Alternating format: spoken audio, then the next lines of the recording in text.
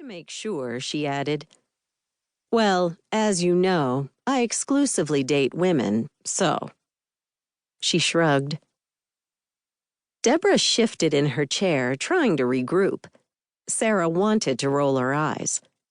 Straight people were so easy to distract. They were never quite sure what to do if she was the one who brought up being gay. Usually they stumbled over themselves trying to prove they were okay with it. "Let's talk about the album. How hard was it to break away from Range Street?" she asked, referring to Sara's band. Sara had also been answering this question for months, and the words came out of her mouth without needing thought. "I don't think of it as breaking away. We love each other, but when you've grown up together and made music for as long as we have, at some point you realize your worldview is limited. We decided it was time for us to gain new experiences so we could come back together stronger than ever before. I know it's worked for me. The producers and musicians who worked with me on my solo album taught me so much. I feel very blessed." "So, what's next? Another Range Street album?" She paused. "Another movie?"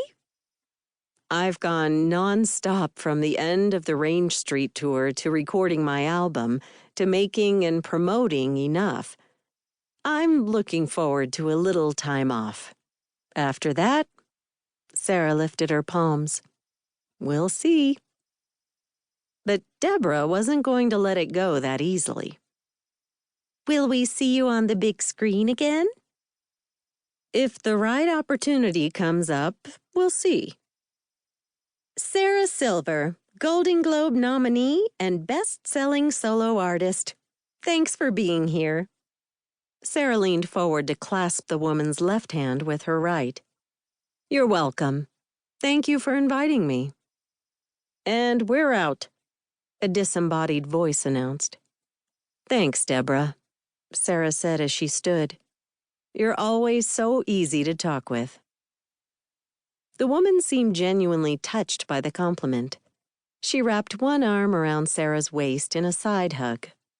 "I think you're going to be getting a lot of calls," she whispered. Andrew Niederman, her agent, greeted her with a frown as she walked off set. "Never admit you don't have something lined up." Sara took her purse from him and pulled out a water bottle. After a long drink, she said, "Andrew, I like acting, a lot, but I don't know if I want to be an actress. There's nothing wrong with just being a singer." "You got nominated for a Globe your first time out. There's interest in you. We just need to find the right script." He led her out of the building to the black SUV parked at the curb. Holding the door open, he said, "Get some rest. You want to look good on the red carpet." He started to shut the door, then pulled it back open. "Don't forget the interview with Rolling Stone next week. You're the cover. It's a—" "I know, Andrew. I'll be ready. I promise." Mika Williams entered the restaurant and spotted David Stamper right away. "I see my party," she said to the hostess. He was reading something on his phone but looked up when she got close. He stood and kissed her cheek, then waited to sit until she had slid into the opposite side of the horseshoe booth. As she exchanged sunglasses for her signature black-framed glasses, he gave a nod to the waiter, then asked, "Well, what did they say?"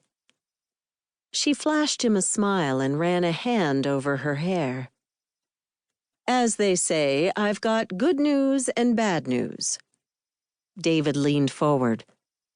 "Tell me the bad news first." She ignored him. "The good news is they like the premise. They want a full pitch and a script for the pilot." His eyes lit up, but before he could speak, she held up a hand. "Yes, that's good. The bad news is they expect me to come back with a name. They're right, of course, but there are only so many